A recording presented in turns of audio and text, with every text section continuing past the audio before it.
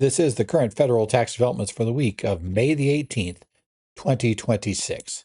Current federal tax developments are brought to you by your state society of CPAs at Zollars, and we'll be going this week over some of the more significant federal tax developments that have taken place in this past week. So let's take a look at basically the various things we're going to talk about today. We're going to first review the technical framework of newly proposed regulations establishing accepted fertility benefits for various health plans provided. Second, we will look at the strict terms and tight deadlines of the IRS's new time-limited settlement initiative for syndicated conservation easement disputes. That's something which had been announced by the IRS when we talked about previously. Now they're actually telling us what the terms are in that thing.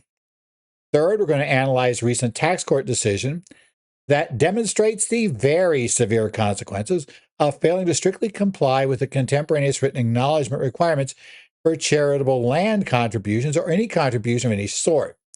That is probably the biggest foot fault we see, and how the IRS wins by far the largest number of charitable cases that aren't syndicated conservation easements.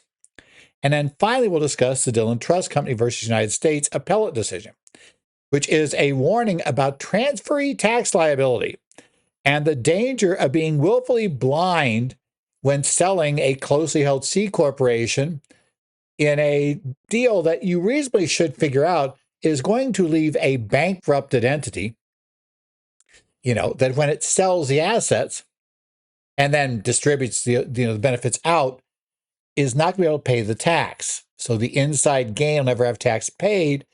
You got a supposed stock sale, and we're going to discover that, well, if you know all of that, you can be liable even though you weren't the one that was executing the bad strategy, or let's say the strategy that failed, in terms of being able to supposedly cover up that huge gain with this loss that somehow you managed to put inside that corporation. That's usually how these are structured. So we'll talk about that. Bottom line, the Dillon case lost on appeal. So we'll talk about, in that case, as they lost at the trial court level. But let's start with happier things, I suppose, first. We're going to talk about the joint proposed regulations under Reg 118-484-25 that were issued on May 11th, that were issued by Department of the Treasury, the IRS, Department of Labor, and Department of Health and Human Services. These are all involved in this. The core objective of these rules is to classify certain employer-sponsored fertility benefits as a new category of limited accepted benefits.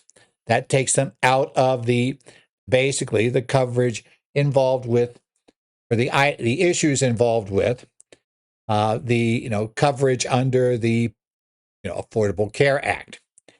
So this classification is valuable because it generally exempts all of these from, those requirements and where they were. The market requirements found in Chapter 1 of the Internal Revenue Code, Part 7 of ERISA, and Title 27 of the Public Health Services Act. So let's talk about the demographics that are driving this shift. The regulations start out by justifying them by noting the United States experienced a 14% decline in general fertility rates between 2014 and 2024. And as of 2023, the total fertility rate had dropped to just 1.6 births per woman, remaining well below the 2.1 replacement level required for a population to sustain itself. So they're getting worked up about that. These regulations respond to the executive policy directives, specifically Executive Order 14-216, aimed at making in vitro fertilization treatment more affordable, and Executive Order 14192, focused on alleviating regulatory burdens. So historically, major medical plans have lacked comprehensive fertility coverage. And not necessarily something that just happened when we got the Affordable Care Act. Let's be honest. They just generally haven't offered that option. But by creating this limited accepted benefits, the agencies hope to reduce the regulatory friction for employers who wish to offer standalone reproductive health benefits. Now, it's one thing to say, hey, look, we got rid of this burden. It's going to be a whole nother thing to get employers to offer. But that's a whole different discussion. Let's talk about this. Let's assume you have a client or you're a business, you're interested in this. What exactly is being proposed? Well, the statutory basis for these new rules came from Internal Revenue Code Section 9832C2C, which allows the agencies to formally recognize similar limited benefits as being accepted benefits. So, the structural requirement to qualify, the fertility benefit must either be provided under a separate insurance policy or otherwise not an integral part of the primary group health plan. Okay. If it's in the group health plan, it would have to be part of, covered under the market coverage rules, all those issues. Now, the scope of the coverage is strictly confined. Substantially all benefits must be for the diagnosis, mitigation, or treatment of infertility or infertility-related reproductive health conditions. That's one of the issues with accepted benefits. You can't backdoor a health plan through this, nice little loophole, let's say. It's got to be strictly limited to looking at these issues. Employers do have flexibility, though, in plan designs if you stay within those boundaries. They allow coverage for services ranging from basic fertility counseling and lab tests to advanced assisted reproductive technology like in vitro fertilization. I'll get that eventually. Provided the services are directed by authorized medical professionals. So these are the key offers. Now, there are some financial and structural limitations to the proposal. First, the dollar cap. To ensure the fertility benefit remains limited benefit similar to the accepted dental or vision plans, which, by the way, you'll probably notice a lot of employers don't offer those either, but that's a separate issue. The proposed regulations impose a strict financial ceiling. Proposed Treasury Regulation 54.9831-1C3IX, and then B, Cap B, mandates a lifetime benefit of $120,000 per participant, which includes their beneficiary. So that's basically family, right? So the whole group is limited to that. Now, there is an inflation adjustment, right? And the department selected the $120,000 threshold because in vitro fertilization treatment often require multiple cycles and can easily cost between $40,000 and $60,000. To prevent this benefit's value from eroding, the maximum benefit will be indexed for medical inflation tied to the CPIU for any plan year beginning after December 31st, 2027. Once a participant exhausts this limits, no further accepted benefits can be provided. Now, there are self-funded plan rules, get that out too, for a self-funded arrangement where the employer is going to fund it on their own, that do not use a separate insurance policy. The benefit cannot be an integral part of the primary medical plan. Practical standpoint, this means plan participants must have the option to decline the primary group health coverage while still enrolling in a fertility benefit, which is useful for employees who are covered under a spouse's medical plan. You can't force them into your group plan in order to allow them to use this benefit. They have to be able to separately choose it. That's also one of the quirks of being an accepted benefit. So please understand that. So for the self-funded plans, yeah, you're going to have to do it. And you can't say you only get in here if you have medical coverage. Now, you got to let them in that case. Okay. There are written notice requirements. We'll talk about that. You got to make sure anybody looking to do one of these, sponsor such a plan, must strictly provide written disclosure rules under proposed regulation 549831-1. This notice must be easily understood by the average participant and detail the coverage, summary of benefits, lifetime dollar limits, network provider identification, and claim submission procedures. These notices must be provided at the initial enrollment date, annually thereafter, and upon request. Now, these proposed rules apply to plan years beginning on or after January 1st, 2027. Note, there is no explicit safe harbor permitting early reliance on these proposed regulations. While the departments have solicited comments on allowing immediate implementation upon finalization, you got to warn your clients that utilize this exemption to provide Chapter 100 market requirements before final rules or interim guidance are published carries significant, huge compliance risk because, remember, proposed regs never have to become final, and technically we need these regs to allow this to happen. So don't go setting them up now. Rather, you can plan for what you're going to do if a client or your company really wants to set one up, but don't pull the trigger until you get further guidance from the agencies indicating that it is now safe to do it. That's going to be key. Now, again, in our you can download the slides from our website, currentfieldtaxdevelopments.com, going to the audio and video updates page. Or if you're watching the video version of this, you'll see it here. We have our infographic, right, which kind of explains how this would work, right? And there are 4 main pillars: limited scope of care, the lifetime cap on benefits that starts at $120,000, mandatory notice rules, and the effective date would be 2027 right now. Maybe it'll be accelerated forward, but there's no guarantee. Well, true, 2 things. There's no guarantee it will actually take effect in 27, right? It's a proposed effective date. Proposed means we don't have it yet. Second, even if we do get the proposed go final, there's no commitment here to actually let it go early. In fact, it's not clear how much demand there would be for it to go early because it's going to take time to set these things up. But if your client really, really, really wants to do this right now, just kind of, keep your mind, keep your eyes open for what's happening.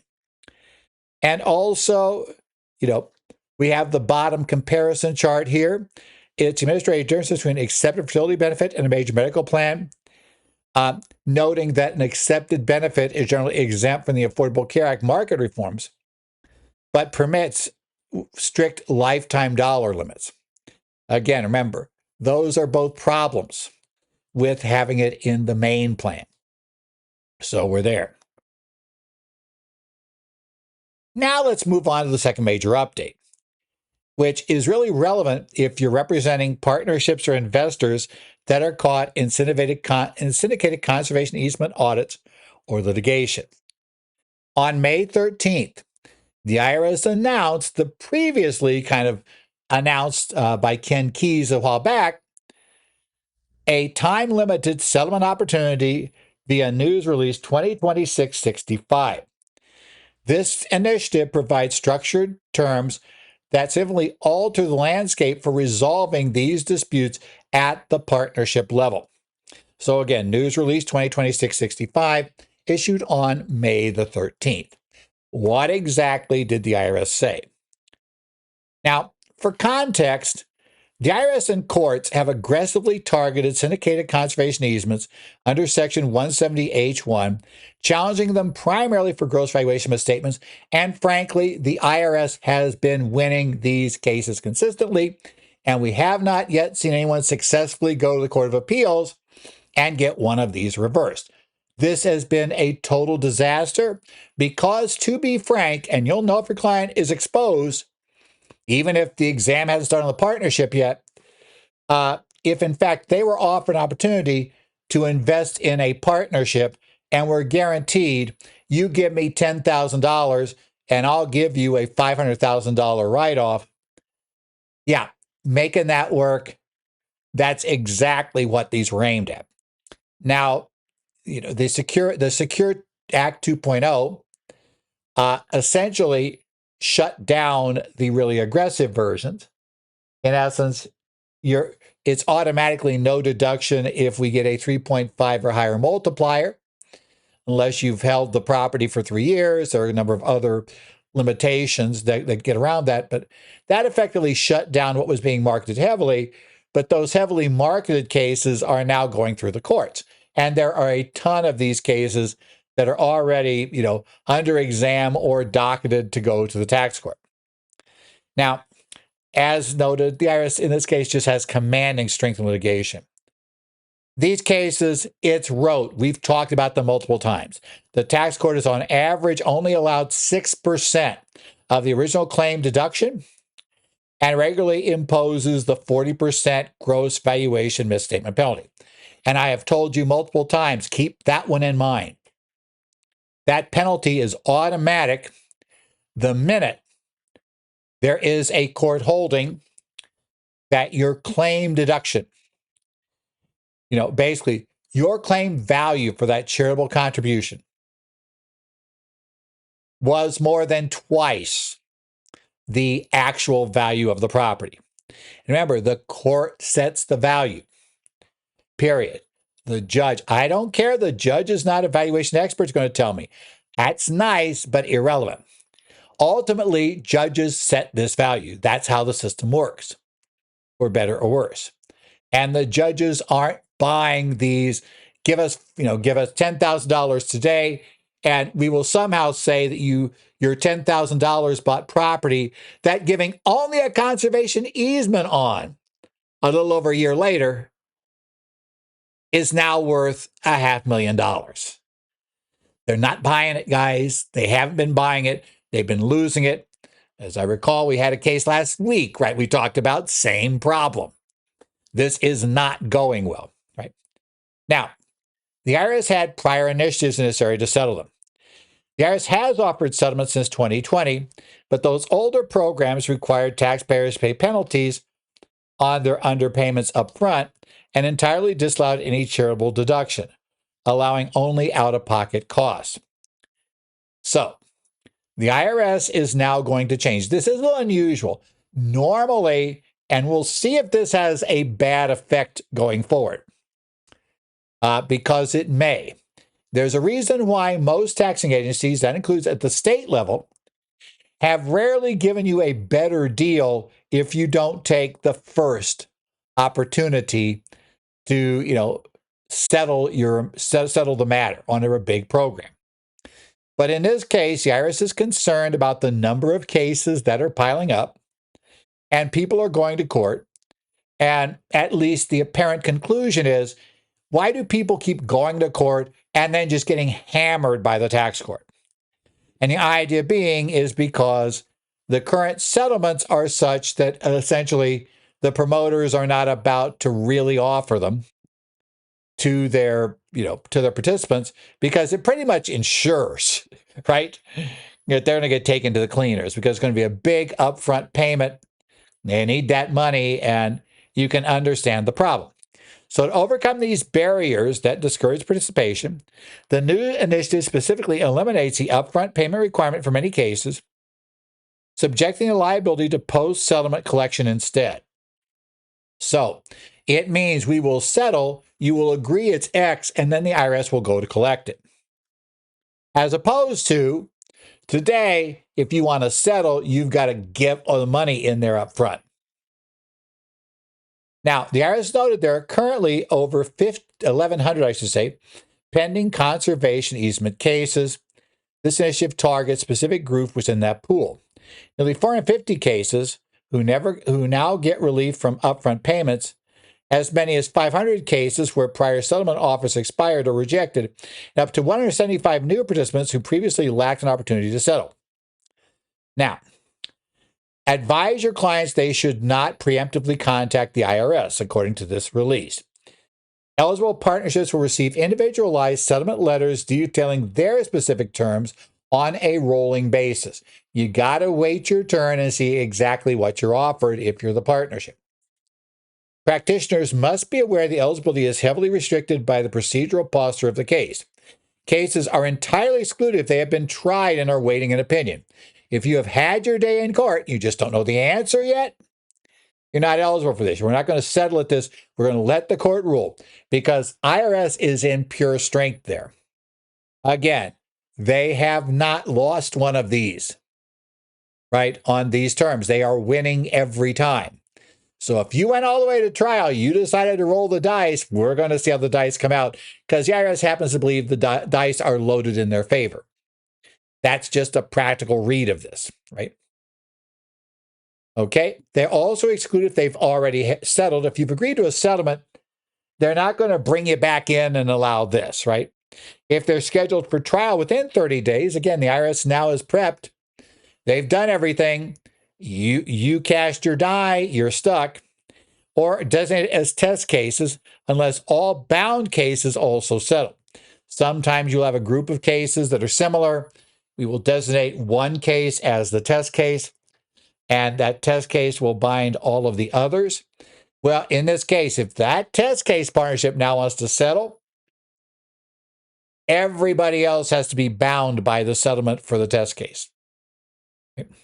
Ultimately, the IRS retains discretion or eligibility based on case-specific administration.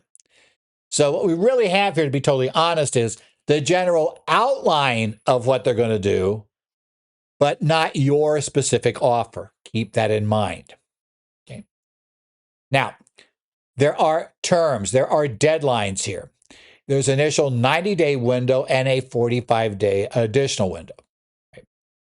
This timeline is strictly enforced, and it begins on the postmark date or date of electronic transmission of the individual IRS settlement letter. So 90 days from the date of postmark on that letter, if you get it by mail, or on the date of electronic transmission, if you get it transmitted electronically to you by the IRS. 90 days from then is essentially your main settlement window, right? If you elect within the initial 90 days to follow the settlement, the terms are as follows. No charitable contribution will be allowed, number one. Number two, an other deduction is permitted, generally equal to out-of-pocket costs, which IRS notes is often based on cash contributed amounts reflected on the M2. So far, we're not getting a major change. The severe 40% misstatement penalty under 6662H is mitigated down to 10%. That is a significant concession, right? That 40% penalty. Remember, we're not just going to pay back the tax we saved. We're going to pay back 40% more. Now, in this case, we're going to pay back 10% more. And while that's not great, it's way better than 40 and even better than the 20% penalty that would apply had you been more than 150% over the real value, or determined value by the court, but less than 200. So it's there.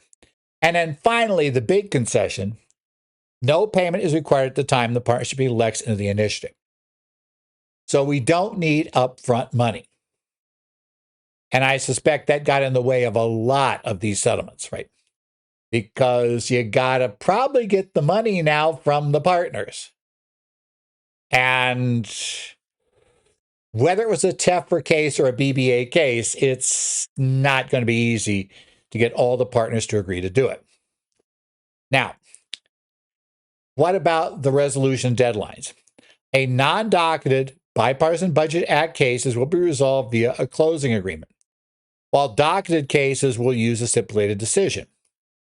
Now, no extensions beyond the 90-day period will be granted.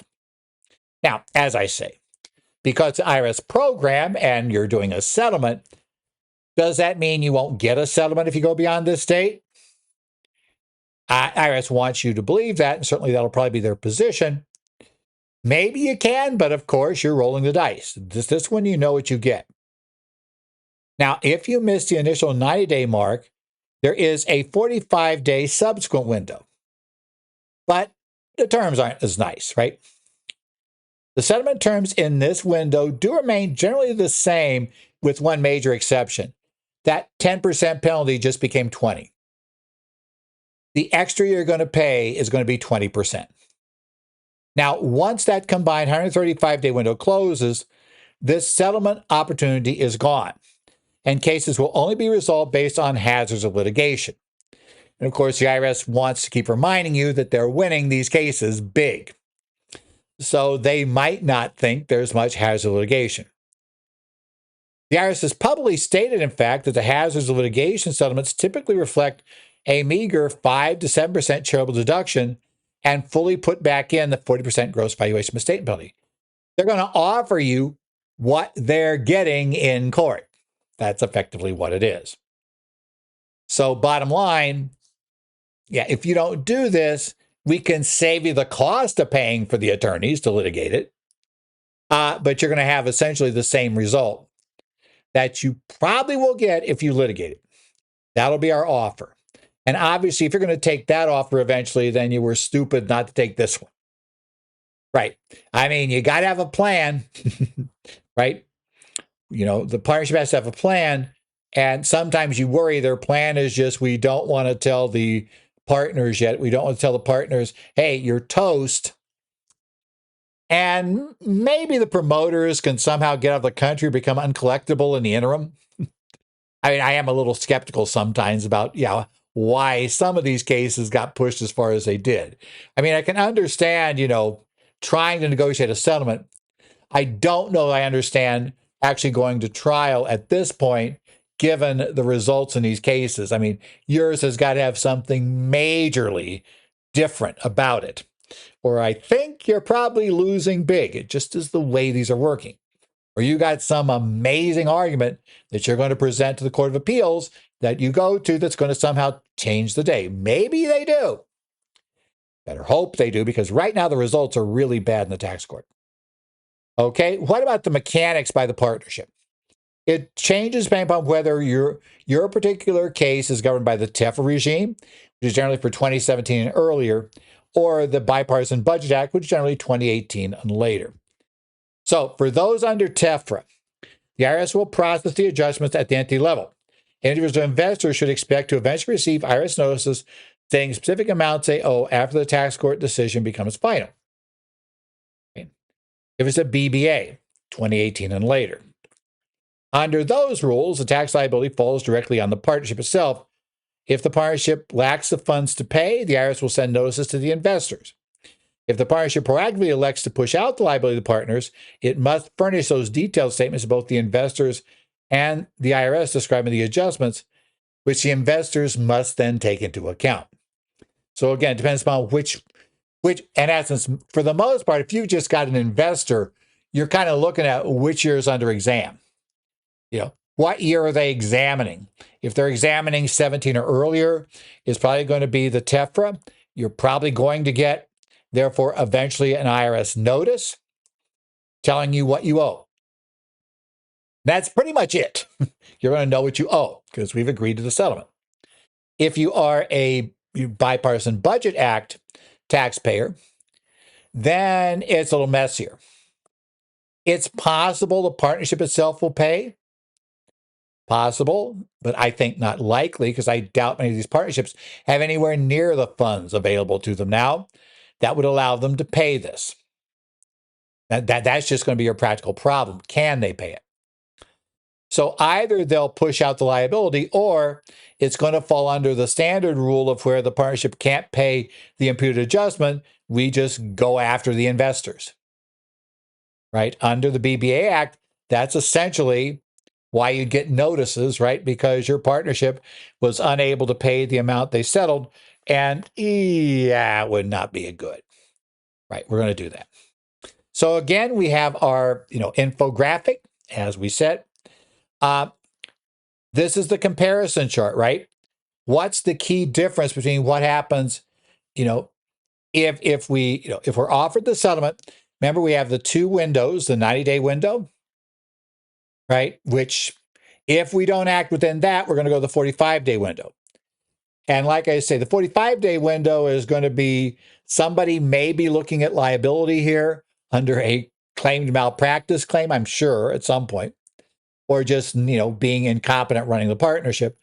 Because the only thing that happens you get by going to 45 days is you pay twice as much in penalties. Now, if you go to 130, go beyond 135 days, you may be paying way more. That's a different problem. But we'll get there. Okay? So, what's going to happen here is, if you get the entity settlement, there'll be no deduction allowed for the charitable contribution. There'll be a deduction allowed for basically your out-of-pocket costs to the investors, and there will be a 10% misstatement penalty applied. If you go to the second tier, the late settlement, the 45-day settlement, then you're looking at a 20% penalty. The only real difference is the penalty is double. If you go beyond that point and go to litigation, the IRS says if they will settle with you, which will be based solely on hazardous litigation, they're only going to allow you a 5 to 7% charitable contribution, and they're going to want the entire 40% gross valuation misstatement penalty. If you go to trial, right now, that last column looks like what you're going to get in trial.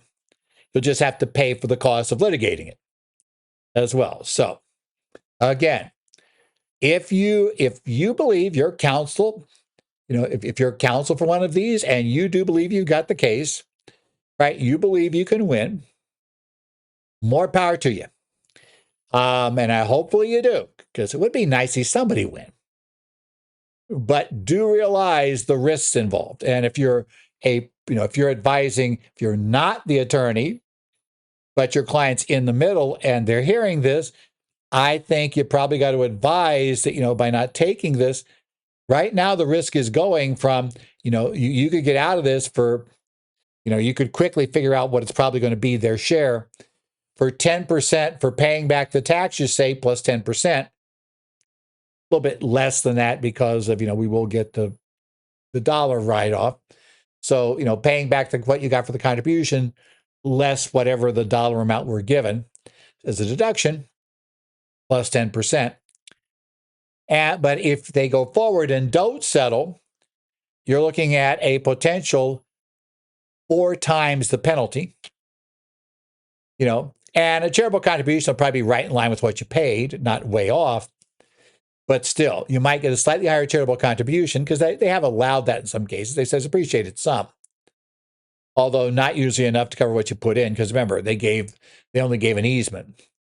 Yeah, you need to understand the risks, and certainly if the partners are asked to vote up or down, it's right there. And tell them, I can tell you what's going to happen if these results take place. I can tell you what's happened in other cases that have gone to trial with results. I think I can tell you that. I can't tell you for sure that your counsel doesn't have the golden bullet. But I can't tell you they do either. So that's going to come down to, do you believe them? And more importantly, are they right? And that's a call you're going to have to make. I'm not counsel. I don't litigate tax court cases. I can't tell you for sure, or litigate before the Court of Appeals. I certainly can't tell you for sure how it's going to turn out. But client, you got to make the decision. I can't tell you. You want a sure thing, pay back the tax, pay the 10%, and you might find out that you didn't need to pay any of it. Okay. If you want to roll the dice to hope for that decision, knowing that so far that hasn't worked out well for most people, it appears, then yeah, you can go ahead and go with it. Just see how it goes, okay? That's basically it. So again, the primary advantage is no upfront payment requirement is a real change that's taken place under this program. Otherwise, it's really not that different from what they were offering before. If you don't want to face that really nasty non-waivable, that's the other thing. Remember, if you're representing them, you cannot get them out of that penalty at the partner level. Doesn't matter they acted in good faith. It doesn't matter they relied on you telling them it looked fine. Now, if you did, you better contact your carrier. I'll just say that right now. None of that's going to get them out of it. The 40% gross valuation misstatement penalty under 6062 is, for charitable contributions, a totally non-waivable penalty for which there is no reasonable cause exception. Period. Key to remember. But this is not the only way to file up a charitable contribution. Let's go to our third development. This is other charitable contributions, and this is not a conservation easement. This are 2 companion tax court recommended decisions. They're a pair of cousins, right? We have 2 Martin versus Commissioner cases, one involving Clint and one involving Stephen. Well, it involves Clint and Jennifer and Stephen and Amanda. But Clint and Stephen are cousins, so we're going to assume their relationship is what got everybody into this mix, right? We're here. And it's the Tax Court decision 2026-40 and 2026-39. Both were issued on May the 14th. Look, sometimes it's the simplest things that totally destroy a deduction. And this is a stupidly simple thing to comply with that has cost multiple taxpayers major money in terms of losing a charitable contribution deduction that everyone, the IRS, the courts, agree they otherwise would have gotten in full. This is somebody is getting a malpractice complaint area of practice. If you were involved and you didn't raise the issue and you knew or should have known, we've got some problems coming in. Okay? I'm just going to warn you because these cases are stark. Going back to, as I recall, the case was Durden, was the initial case that made it very, very clear how strictly these rules are applied. Right? What are we looking at here? The rules involving contemporaneous written acknowledgments required for the deduction of charitable contributions of $250 or more for a single contribution on the return. Bottom line, if you do not comply with all of the details, and there's both what must be in the acknowledgement, or it could be more than one sheet of paper. The courts have kind of indicated that's okay. They've got to be issued. They've got to say the exact things we have them say. They got to make certain statements. And number two, you have to meet a timing requirement. And the timing requirement is what is deadly. Because even though you truly gave a contribution that fully would qualify, you didn't get anything in return. You gave full value. If you don't have that statement before you file the return, on exam, you will lose that deduction unless the agent simply doesn't know what they're doing. I hate to be that blunt, but that's how it goes. And obviously, when you're examined and the IRS has told the agent to look at charitable contributions, they're going to ask to see this for every case where you gave more than $250 in a single contribution. And they're going to ask you for the acknowledgments. And if you say you don't have one, disallowed. If you give them one and they say, hey, there's no statement on here about what goods or services you got, you just lost the acknowledgement. You just lost the contribution. Even if the charity now says truthfully that you didn't get anything. This is how serious this is. And this has blown big contributions in the past. And in this case, it's going to blow not a huge one compared to some of the losses we've seen in the past, but not a small one either for most of our clients. Right? So what happened in this case? Cousins Clint and Stephen Martin purchased 13 1/3 acres of land in Highland City, Utah for $22,000 through a limited liability company. By 2018, 4 years later, they had jointly taken ownership and decided to donate the property to the city of Highland City. Okay. An appraiser came out, valued donated land at $665,000. Okay. On their 2018 tax returns, the Cousins claimed aggregate charitable deductions of $665,000 against a listed basis of $35,000. Now, again, that got the IRS's attention for the obvious reason that they want to make sure it really went up that much. But what the IRS discovered was they didn't really even need to worry about that.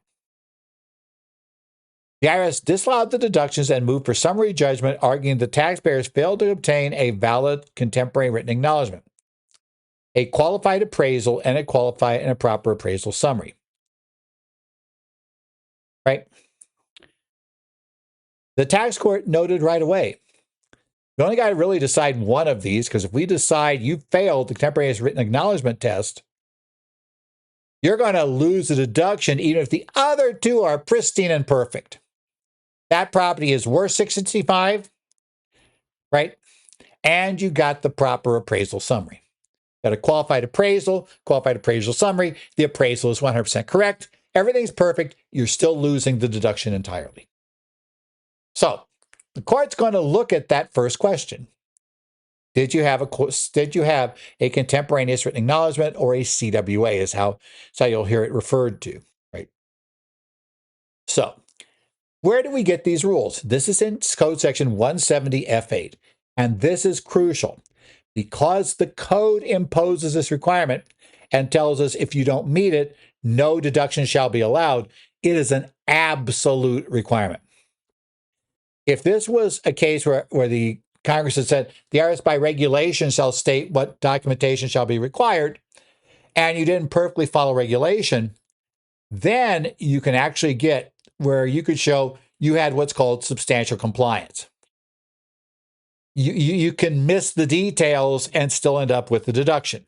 It's best not to miss the details, but you still have a fighting chance. When it's Congress, the court's positions are identical to the IRS's positions. Neither the courts nor the IRS have the authority to override the rules of Congress. Congress says no deduction shall be allowed. That means I determine as a judge, you didn't meet these requirements. I have to throw out your deduction. No choice. Doesn't matter what sob story you got, no choice. Okay. Now, what's required? Well, you got to have for each charitable contribution, $250 or more. And that, if you give $10 a week to a charity for the entire year, well, you'll get to $520. That won't trigger these rules because the individual checks each week were $10. You gave weekly, you gave $10.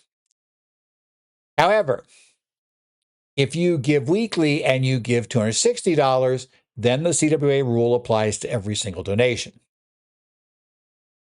If you give, let's say, $200, $300, $400 on 2 or 3 special occasions during the year, let's say it's a church, you give on the major holidays, etc., you give bigger numbers, it will apply to those, but not your $10 ones. Okay? It does look at it that way. It's not looking at gross contributions to the organization during the year. It's actually looking at individual contributions. That's how the law is written. But if you trigger it, you have to have a CWA from the charity. Okay. The CWA must state where the donee provided any goods or services in consideration, whole or part, for the contributed property. It must state, what you gave. If it's dollar, it got to tell us the dollar value. If it's property, it's got to give a description of the property you gave. It's got to state whether or not the charity gave you something. If they did give you something in exchange, they have to give the value of what you got in exchange on the receipt. And by the way, if they don't have to value the good, let's say property you gave them, you have to value property they gave you. That is required. Or it must state explicitly that you did not receive any goods or services, or you received only an intangible religious benefit. If you're a church, synagogue, etc., you have that line. Okay. This is meant, the court has said, it's justified under the law, it's not unconstitutional because it provides deterrence value, and because it's written by Congress, substantial compliance will never apply to excuse a defective contemporaneous written acknowledgement. So, key issue. Also, you must have this on or before the earlier of the date you filed the return, including extensions if you ask for them, or the due date of the return. That means on exam, you can't fix this. If we get to exam, and that's when we first discover the client does not have a CWA, you're hoping for an incompetent agent. That's all you can hope for. You're hoping for that because if the IRS goes forward, they do what they're supposed to do, that deduction is gone. Nothing's bringing it back. Bottom line. That's how the courts have ruled in this area, without question. So what did the IRS argue was wrong with what the taxpayers provided? There is no specific form for a CWA. A valid acknowledgement can be pieced together from a series of documents the courts have ruled multiple times. The taxpayers attempted, therefore, to rely on their Form A283, the non-cash contribution form, the joint letter with the mayor that they had, a 2018 deed, and for one of the cousins, a city council agenda. Now, while these documents describe the property, they fatally failed the consideration requirement. Precedent demands an explicit affirmative statement regarding consideration, even if none was given. The Form 8283 failed because it lacked this statement entirely. They are not going to read in implied nothing was given. It's not going to be our only problem in that area, but it's going to be it's not going to be our only problem with this, because they had other arguments saying, oh, no, it effectively said that, right? Now, the joint letter with the mayor utilized terms like donation and gift, but the court ruled this legally is insufficient to substitute for an explicit statement. The law requires a statement you got nothing. We're not going to assume you got nothing because you made a donation. A donation does not necessarily imply there was zero consideration. Let's say I make a donation to a charity. Like, you have these charity auction situations where you grossly overbid for something, right, to benefit the charity. So I bid for whatever piece of property was. I bid $10,000. I get the piece of property worth $1,000. I made a $9,000 donation. I made a donation. But my donation for tax purposes is going to be limited to the amount I gave up reduced by what I got in exchange. That's going to be key. So that vague language didn't work. Well, they had another defense they're going to try. This looked at language that was actually in essentially the deed. Now, in this case, the problem here is going to be boilerplate language. Now, if those remember the 2022 case of Albrecht, their boilerplate language in a deed of gift. In the case of the Albrecht case, it was gifting various items to a collection in a museum. And the deed gifting those items said essentially that this deed constitutes, the entire agreement between the parties. No consideration was given in exchange for this, I guess was how it was written, except as provided in the gift agreement. There was no gift agreement. There was boilerplate there that allowed you to kind of like paste one on without having to modify the deed language. But nobody took it out. You're in the same trouble here. And this time you're probably going to see language that you've seen before on documents, right? This warranty deed, which is a simple way of transferring the land over, that conveyed the property had the standard boilerplate real estate language stating that the property was conveyed for and in consideration of the sum of $10 and other good and valuable consideration. That's generally in there, as I understand it, to prevent the cousins in this case from arguing that, there was no consideration, therefore no contract, therefore no transfer. So we lie effectively. But it's boilerplate. And that boilerplate in there prevents the action. So it's in there, but here's our problem. Because the deed explicitly recited the consideration and lacked a merger clause, it destroyed the validity of the documentation as a CWA. Right? Here's the problem. That language says exactly the opposite of what we want to hear. It says we got something and it didn't value it. It's totally wrong. The first clause for $10 would reduce our deduction by $10. That's not really a problem. But other good and valuable consideration. Remember I said you had to value what you gave them? There's no value there. deadly. Okay. There was no merger clause that said the other this other document contains all details, right, involved in this. Now, the taxpayers are going to use state law. The court should read a merger clause in the agreement to fix the issue, stating that there was no other agreement and that should just be incorporated by result into this statement in the deed. The tax court is absolutely no way, right? It's not going to look beyond the four corners of the CWA, right? Four corners meaning what's literally in the document, to save the deduction. The court warned that ignoring or reworking the standard statements in deeds to create a valid CWA was introducing substantial compliance doctrine, right, into a statute where it absolutely does not belong because Congress wrote the law. They wrote a statute. They didn't say getting close was good enough. We have a problem. So, bingo. Our key takeaways then from all of this? Well, ultimately, the tax court granted summary judgment in favor of the IRS, resulting in total disallowance of the $665,000 charitable contribution. Right? Now, you got to reiterate to your clients that the doctrine of substantial compliance is never going to rescue you from a defective CWA. Period. You cannot. You've got to do this on totally. That also means, though, that you as a tax professional or whoever is involved in this contribution, who is as tax background, has got to double check that there is a true proper CWA. This all could have been solved by a letter from the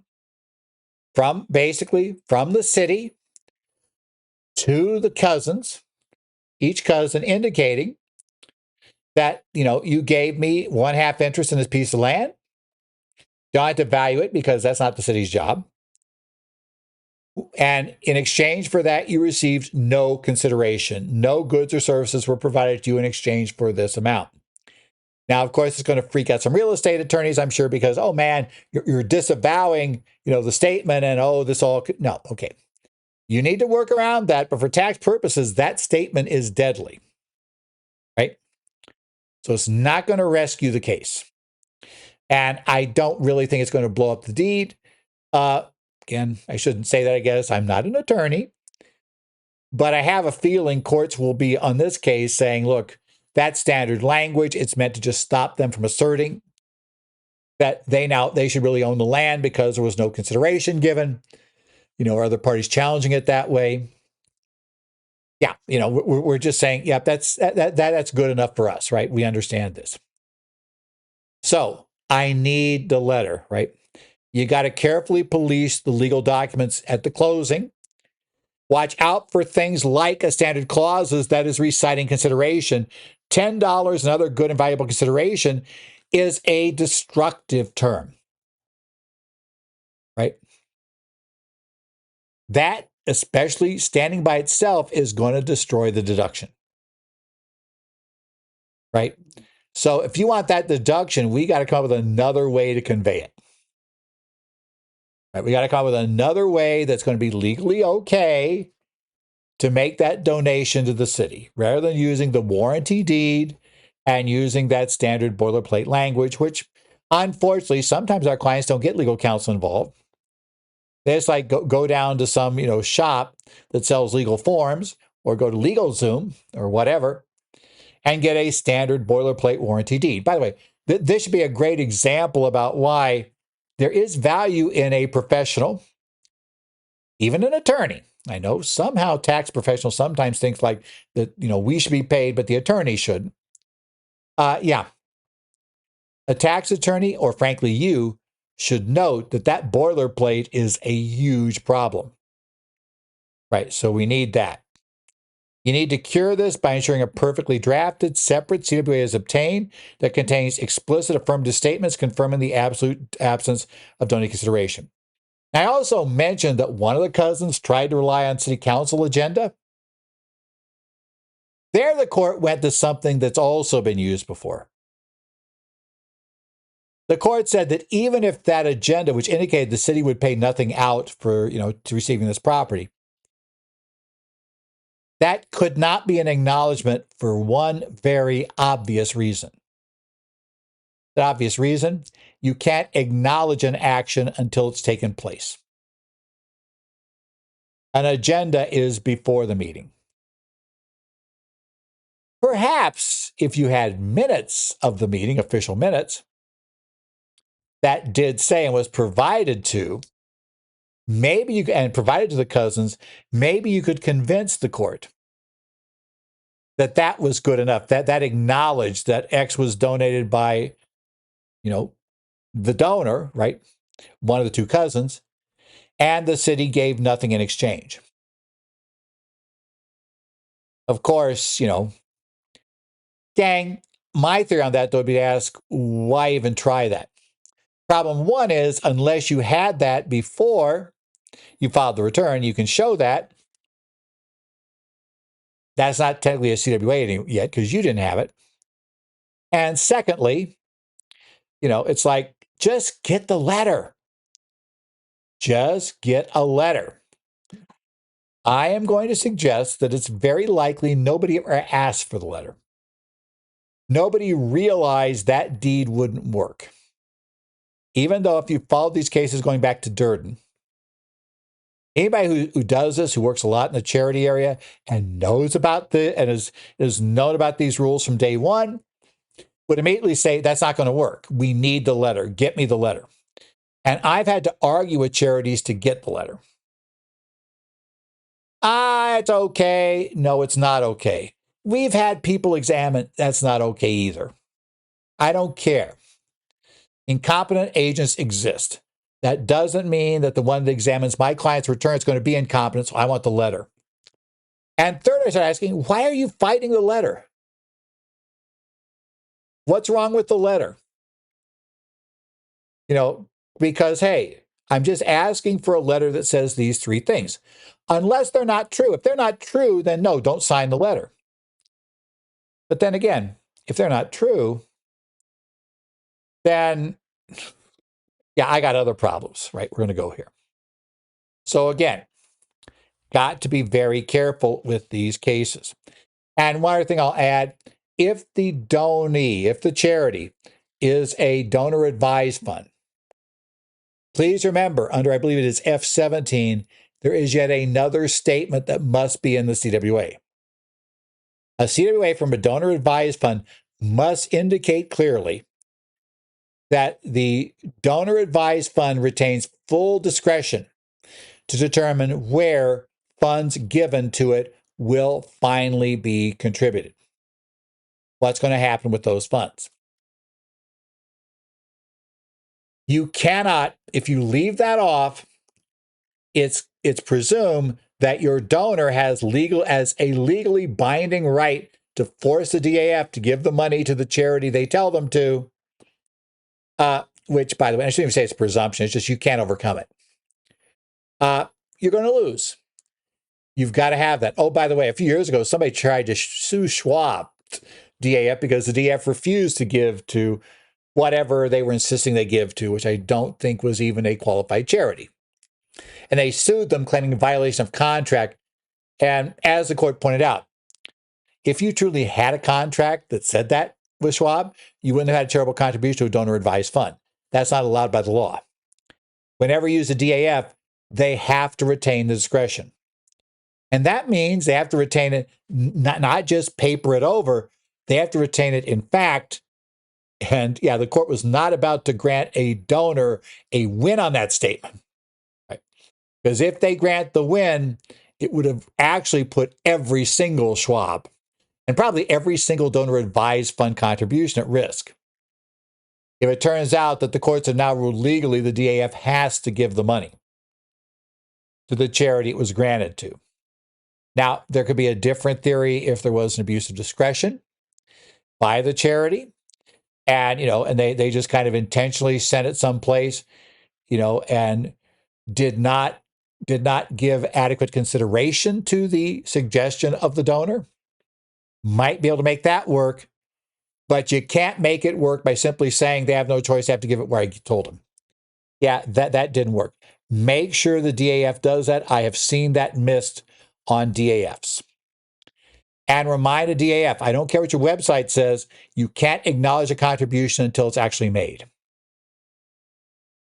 Hey, we have a nice little don't lose your deduction infographic here. Kind of explains this. You could use this to explain to a client too about what needs to be in there, when they need to have these, what the content is, and that how quickly they've got to have that together. This says the return is filed or due, right? I just tell everybody, by the way, you should tell your charities about this too, because a charity can get in trouble for not issuing these. In essence, their donors will be upset. Shouldn't you guys have known this was required? Why didn't you include the right statement? We also have a few other substantiation rules there.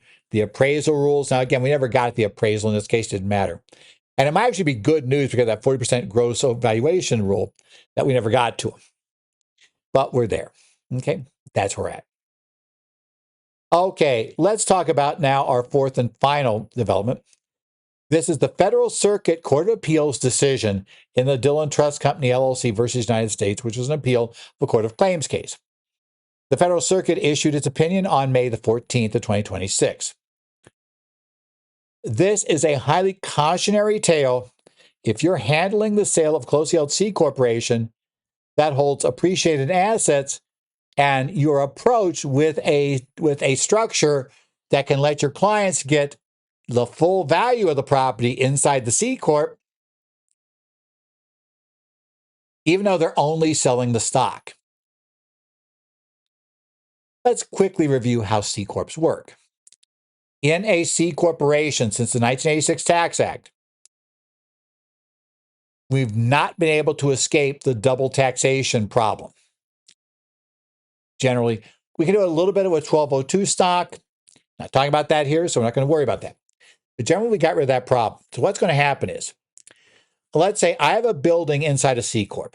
Let's say it is exactly the building that our prior taxpayers were trying to give away, that property. So it's worth $665,000. We only paid $22,000 for it. Let's say I paid $25,000.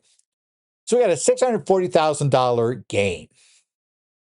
Now, that corporate gain, when we sell that property, if we sell the property directly, we're going to have a $620,000 gain, right? $640,000 gain, I should say. 665 minus 25. That $640,000 gain is going to be subjected to the corporate tax at 21% federal, and then potentially a related state income tax. Depending on which state it is, that number could vary, but somewhere from 0 to, let's say, 10%. I think there are a few even above that for corporates. So I'm going to probably lose, let's say I could conceivably lose 1/3 of the value to taxes, right? Maybe a little bit less. So let's be a little nicer. Let's say that I lose not quite 1/3, but I'm going to still lose $200,000 of the value. I'm going to now have 400 and, so now instead of $665,000, I have $465,000 already reduced. And when I then liquidate the stock, because the cash inside the corporation, otherwise I'm going to have a personal holding company very quickly. If I just hold the cash the corporation invested, I'm then going to have on my own personal returns the liquidation, which means I probably paid $25,000, right? I gave the land to get the stock. So I paid $25,000 for the stock. Essentially, that's my basis. And I have $465,000 of proceeds to redeem it. So I'm now going to pay tax on $440,000 at probably 23.8% federal, again, up to 10% on the state. And you suddenly see I'm going to get whacked again for maybe another 30%. I end up with way less money than the $665,000. If I could sell the stock and the party buying it from me was willing to pay the full value of the land inside it, which they shouldn't be willing to do, by the way. But if they were, then of course I would just sell it for $665,000, have a $640,000 gain, and only lose 30% of that, right? I now have essentially eliminated the second tax. So, what happens in these cases, and this was promoted heavily a few years ago, right? To achieve a single level taxation that sells stock to an intermediary entity, an entity that was created for this purpose. Thinly capitalized, right? That bought the property from you. They bought that for 665 with a loan they got that was collateralized by the property. Right? So they did that. They then sold the property to a third party, used the proceeds of the sale, right? Effectively to pay off the loan. Oh, and by the way, in addition, you paid a fee to get this transaction to work, so it's all great, right? And it took care of their deal with setting that up. So bingo, you get the 665, right? They, in essence, establish this unrelated company from you that then buys the property, sells it, has to pay off the loan, so they have no cash left. And oh my gosh, we have nothing to pay the income tax with, IRS. So sorry. Ladies and gentlemen, welcome to the world of transferee liability. And that's how the IRS has successfully attacked these cases. Dillon Trust is a case, has a few other features, but that's the key aspect here. So what happened here? The Dillon family trust held C Corporation stocks with asset valued at 665 was 90 million. But internal tax base only 16 million. There is $71 million of unrealized built-in gain. An asset sale would have triggered that crippling double layer of taxation on that gain.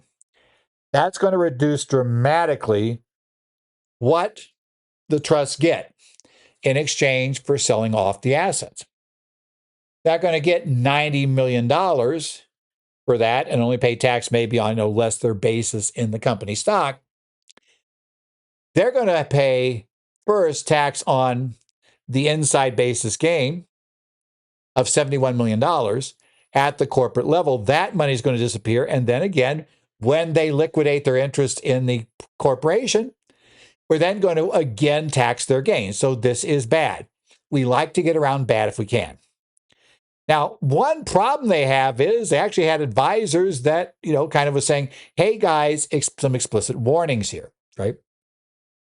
Their tax counsel, the sophisticated tax counsel, advised the trust to pursue a stock sale, but warned against selling to intermediate entities using loss-generating tax shelters, pointing to the dangers that were then outlined in IRS Notice 2001-16 that told taxpayers the IRS did not believe these worked, and they would aggressively pursue them.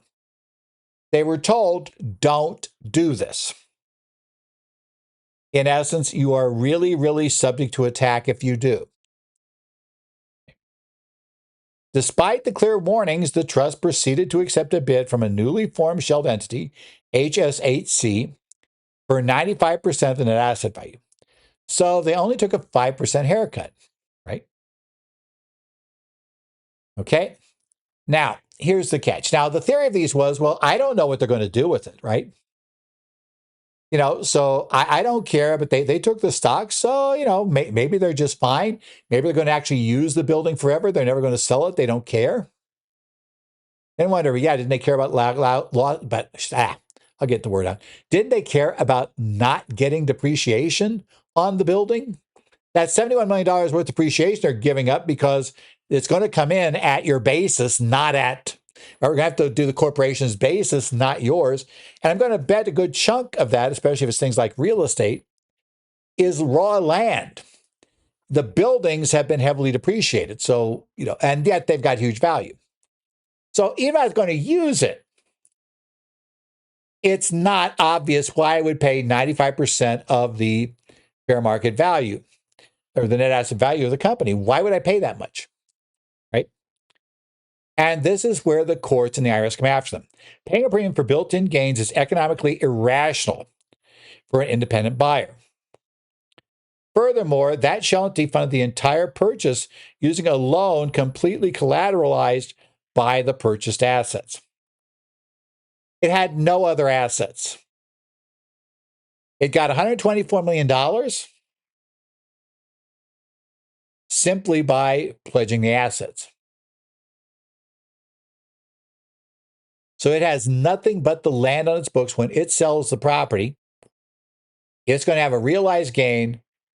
It's going to have, unless there is some loss used to offset those, and these companies swore they had some way of magically importing an NOL into this entity. Hint, it never worked. Right? But you would say, well, that's not my problem because I didn't do any of those transactions. It's not my deal. But the problem is, under transferee liability rules and under the IRS assertion of this, you should have known that corporate tax would never be paid. They were going to sell the property, that corporate tax never be paid because a rational buyer would never have paid you 95% of the value of the assets when all they're getting is C Corp stock, and those assets have $71 million worth of unrealized gain in them.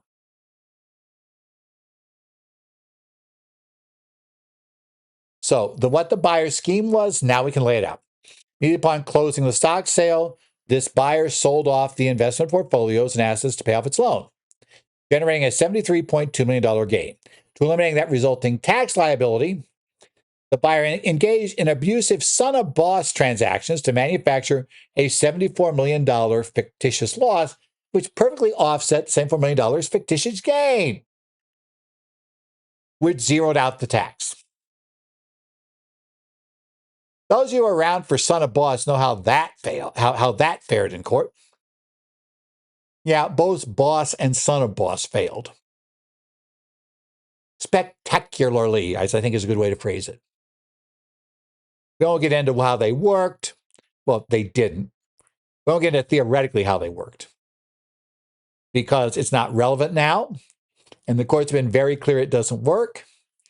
But in any event, that was it. And at the time, you already knew the IRS had son of boss in its sights.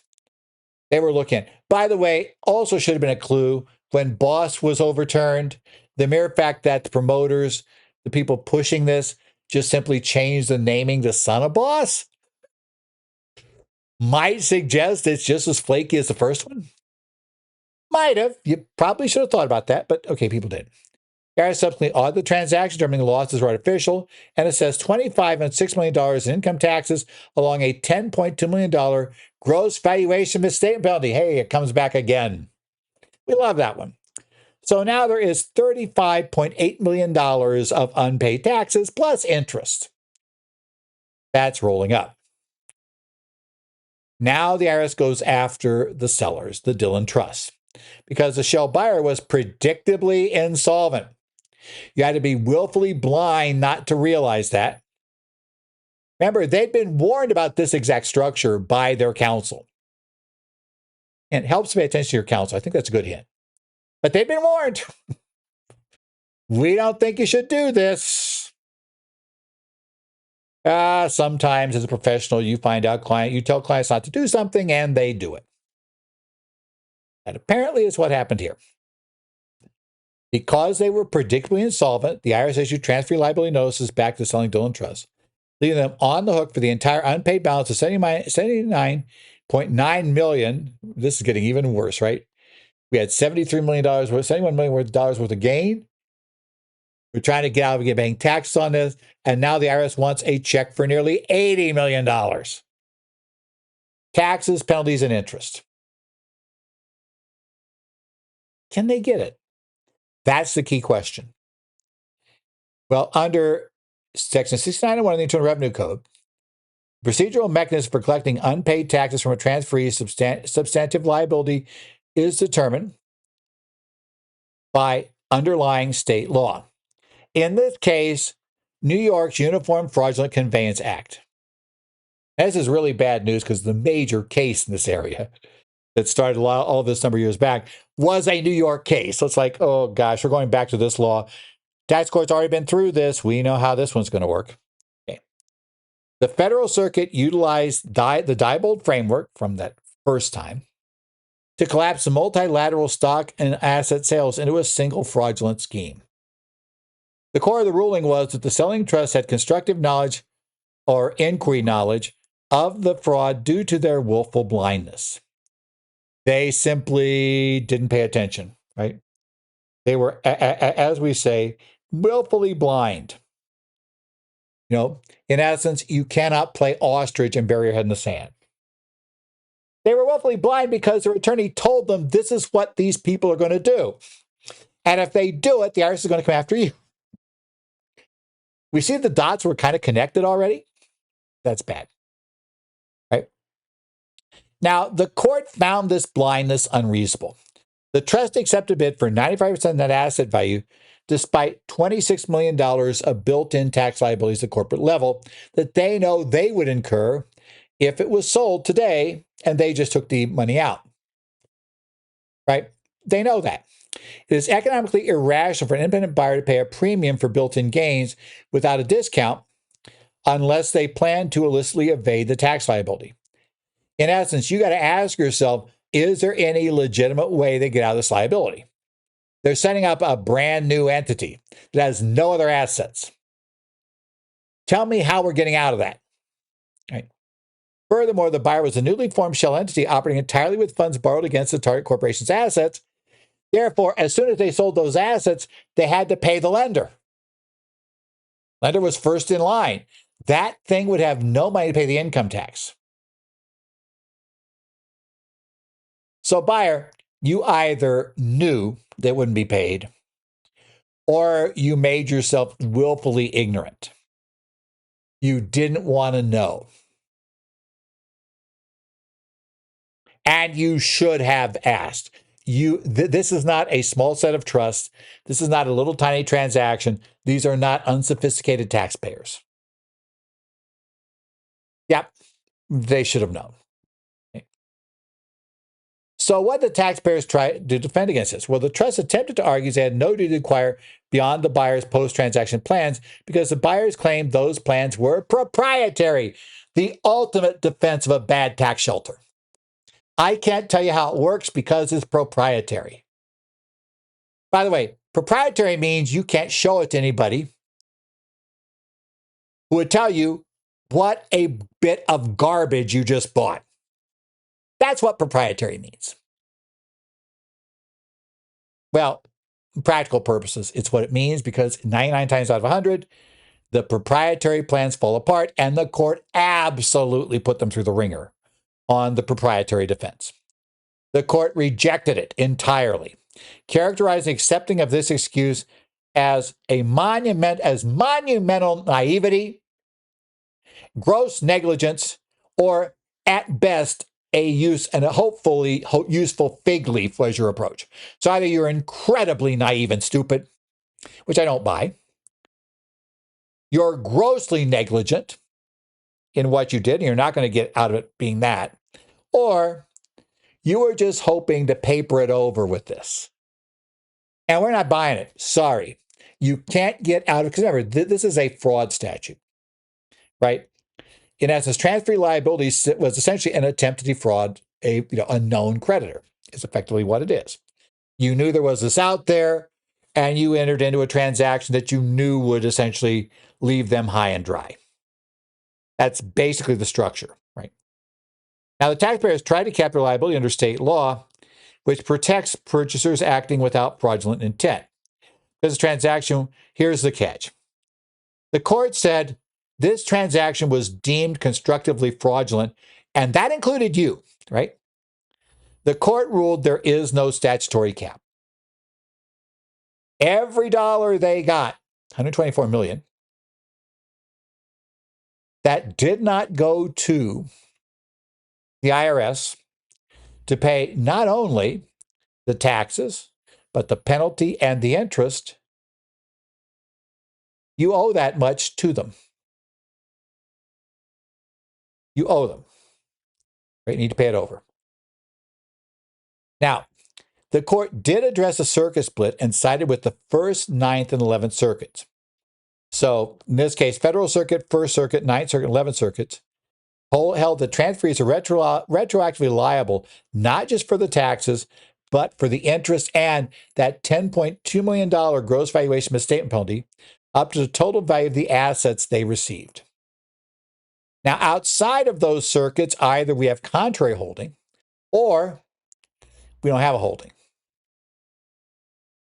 Unfortunately, as the First Circuit just proved, the mere fact we don't have a holding, and by the way, that may very well be, in essence, it might have been this case would have gone, at least for certain cases, for certain trusts, to one of the circuits we knew would hold that.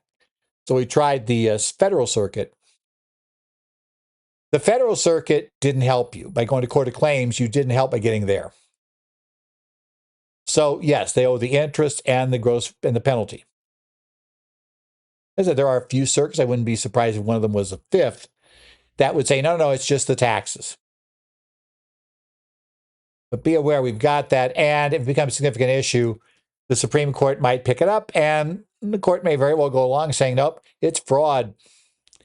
As far as we would interpret this law, that is a fraudulent statute, and the federal law would capture then all rights you'd have under New York law, which would be this. Finally, there was a little problem with the interest. The Dillon Trust attempted to halt the accrual of approximately $11 million underpayment interest, making a $71.7 million deposit under IRC Section 6603. Now, here's where we got in trouble, because the original trust, which were subject to the assessment originally, had terminated. Successor trusts made the deposits. This is a mechanical case, but it's a problem. The IRS refused to apply deposits made by successor trusts to tax liabilities of the original trust, setting procedures do not allow one taxpayer to direct a deposit to another taxpayer's liability. Even in this case, where probably those trusts would have to have been the source of the funds, there'd be a secondary transferee liability problem, right?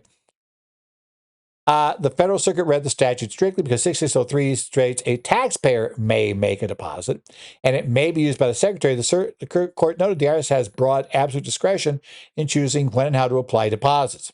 The IRS did not act unlawfully in refusing to interchange deposits between distinct legal entities. Therefore, they did. Now, as I recall, when they refunded the deposit to the trust, they did pay interest on that. But then they charged underpayment interest, to the trust on the balance was sitting there. So they didn't really stop the interest.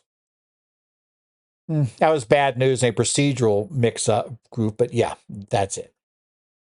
Okay, so now the infographics to tie all this together, right? All these things. This is what was known. The term was used as a midco transaction, was this sort of shelter, where we brought intermediary, this midco that was created, just to acquire the stock, sell the assets, and liquidate. Okay, and midco itself would be insolvent, right? It wouldn't have it. Now, our initial strategy was to, avoid the double tax by selling the stock. We sold it to a thinly capitalized intermediary that would be unable to pay the income tax due. The intermediary had a theoretically proprietary system that was going to allow them to escape the tax entirely. And you don't need to know about this hint. If I'm selling to you and you're paying me 95%, I need to know about it. Bottom line, non-negotiable. You want that fee, you got to put this thing out there. Right? You got to give me the issue and allow me to have my legal counsel rule on it. Yeah, and I will agree, I will not give them any permission to release that information, right? To third parties. So they're not going to be the source of disclosure. They're subject to disclosure rules. But I'm going to have my counsel review it. Period. I'm going to have my tax pro review it. Period. If you can't do that, then I'm sorry, you need to go find somebody else. Because as Dillon shows, just ignoring it because it said the magic word proprietary is not going to work. I am totally serious when I say that magic word proprietary has been for me through the many years I've been involved in taxes, a huge red flag indicator that what we're talking about here is probably not going to hold up under scrutiny. And by saying proprietary, and I can't tell you, is a great way to make sure we don't scrutinize it. We need to scrutinize if we're going to rely upon it, because we're relying upon it. Okay. So what they found was constructive knowledge. As the little infographic shows, there was a bunch of red flags that they were ignoring. All right. You can't play that just, cover your eyes and I don't want to know. No. your counsel knew. Your counsel told you not to do this. They told you this would be a bad idea. They told you how these things are structured. And they were totally right. Amazingly, they knew the proprietary structure. Isn't that amazing? Yeah, it's so fancy and so, shall we say, so fancy and so much that no average attorney or CPA or EA would ever have thought of it. That just, it's just, you've got the world's greatest genius counsel, greatest genius tax counsel. Let us all know who it was, because that's the smartest attorney in America. They derived this magical proprietary, super complex, we can't tell anybody structure. And they even knew about it before you even told them about it. And they told you that the structure would fail in court. Ladies and gentlemen, that is America's most intelligent tax attorney. We need to know the name, and we need to get them involved with our clients. Let's just phrase it that way. That was it. Or maybe just every tax attorney would have come to the same conclusion and told you the same thing. I'm leaning a little toward the second article. I think that attorney, no question. The attorney or attorneys are very, very competent and very intelligent. Right? But I think even they would say they weren't the only people in the country that figured this thing out and figured out why it didn't work. Okay, so basically here, financial outcome, they were so far worse off than had they had just sold the asset.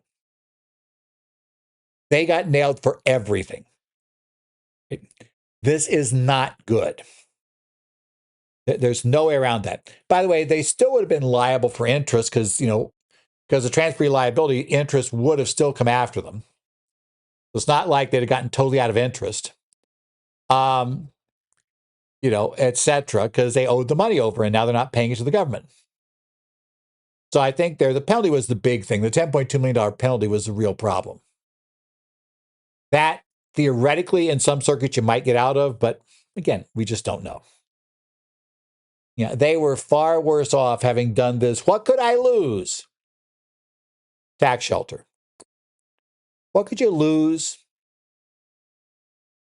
Millions more than you ended up would have paid anyway. And effectively, you essentially got, when at the end of the day became close to zero value.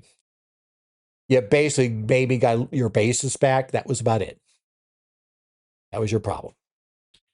Well, we can close out this week's session. Remember, we had our themes today. We were looking at the strict dollar limits of the new and accepted fertility benefits and that are potential, not yet in place. Please keep that in mind. We looked at the conservation easement settlement options and, what they are, how they're different from what we had before, and how things accelerate toward much worse results if you don't accept it. As I said, really your client's choices. The partnership either accepts this, or your client as an investor has got to hope that you have found. I wonder, we're looking for the most intelligent tax attorney in America to find the magic system. Hey, go talk with the trust. They found somebody who might just be this person who probably wouldn't go near these, but that's okay. That probably tells you the most intelligent tax attorney in America wouldn't go near them. Yeah, I think that tells you everything you need to know, but let's skip that. Nevertheless, hopefully you've got the most intelligent tax attorney in America who has found the magic bullet, right, to make your conservation easement partnership work. And you therefore get to keep all your tax savings. We'll hope for the best. That's kind of how we could do it. The key problem of the CWA, I bring that up because it just keeps happening. Charities have a responsibility to know this. That includes city governments because they're considered a charity under these things. But, tax advisors have to tell their clients about the need for CWAs. And certainly, I would say for most of us who are advising somebody preparing a return or advise them on a contribution, we want to see the CWA, right? Because we should know that as ridiculous as it seems, that requirement to get the one piece of paper I need to deduct a $300 contribution, to the American Red Cross on my individual return, that stupid little paper that got me a $300 deduction and maybe saved me at the top end $100 in tax. I absolutely need that for a $90 million contribution. Or in this case, it's $65,000, right? There. And looking at the danger of transferee liability, you cannot play stupid. If you're getting out of a tax liability by transferring it to somebody else who is buying your assets and yet not discounting what they're paying you significantly, more than 5%, that tax will be way more than 5%, you have a responsibility for how in the heck is this working economically? Because your liability is going to depend on having understood that thing's solvent. I'm not setting up a situation where there will be tax actually due to the IRS that won't be paid because of a structure that I either knew about or should have known about. That's your problem. As always, my email address is there on the slide at zollars@contemporaneous.com. You can contact me, basically via that address or via the state societies for Connect sites where I'm known to hang around Arizona, New Jersey sites quite a lot. Also, we'll look in on Idaho, Minnesota, Illinois, and Washington. So you can post things there. I won't necessarily respond to everything, but if I see something I think I could be helpful with, I'll probably post at least my ideas there. Otherwise, we're going to get ready to see you back here next week, as we're going to probably see other neat new things happen as we come into another week of current federal tax developments.